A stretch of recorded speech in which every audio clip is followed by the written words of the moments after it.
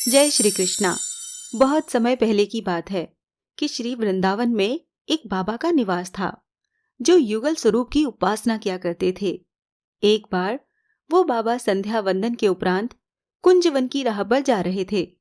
मार्ग में बाबा जब एक वट वृक्ष के नीचे होकर निकले तो उनकी जटा उस वट वृक्ष की जटाओं में उलझ गई।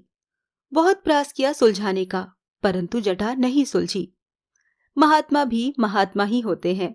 वो आसन जमाकर बैठ गए कि जिसने जटा उलझाई है वो सुलझाने आएगा तो ठीक है, नहीं तो मैं ऐसे ही बैठा रहूंगा और यहीं प्राण त्याग दूंगा। अब बाबा को बैठे हुए 3 दिन बीत गए। एक सांवला सलोना ग्वाला आया जो 5-7 वर्ष का था। वो बालक ब्रज भाषा में बड़े दुलार से बोला, बाबा तुम्हारी तो जटा उलझ गई है, अरे मैं सुलझा दूं का।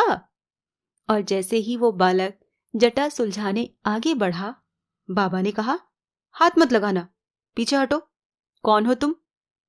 ग्वाले ने कहा, अरे हमारो जेई काम है महाराज, गैया चरा रहो तो मैंने देखी बाबा की जटा उलझ गई है तो सोची मैं जाए के सुलझा दूं।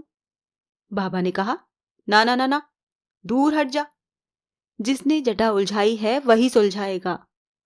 वो छोटा सा ग्वाला बोला, अरे महाराज तो जाने उलझाई है, बा को नाम बता दो, बाइये बुला लाऊं। बाबा ने कहा, तू जा, नाम नहीं बताते हम। कुछ देर तक वो बालक बाबा को समझाता रहा, परंतु जब बाबा नहीं माने तो ग्वाले में से साक्षात मुरली बजाते हुए भगवान बांके बिहारी प्रकट हो गए। सांवरिया सरकार बोले, महात्मन मैंने जटा उलझाई है तो लो आ गया मैं।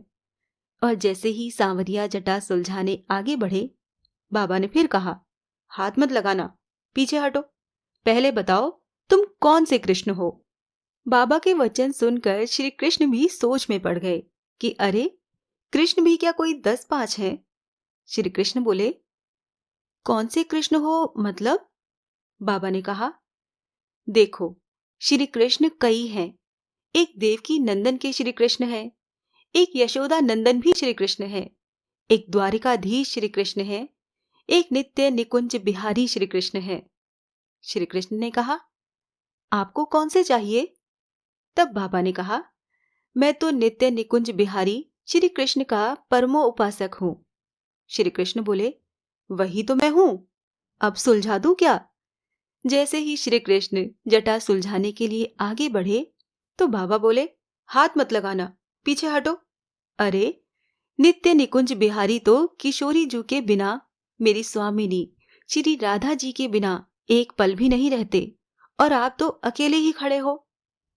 बाबा के इतना कहते ही आकाश में बिजली सी चमकी और साक्षात श्री वृषभानु नंदिनी वृंदावनेश्वरी श्री राधिका रानी बाबा के समक्ष प्रकट हो गईं और बोली, अरे बाबा मैं ही तो ये श्री कृष्ण हूं और श्री कृष्ण ही तो राधा है, हम दोनों एक हैं। अब तो युगल सरकार का दर्शन पाकर बाबा आनंद विभोर हो उठे। उनकी आंखों से अश्रुधारा बहने लगी।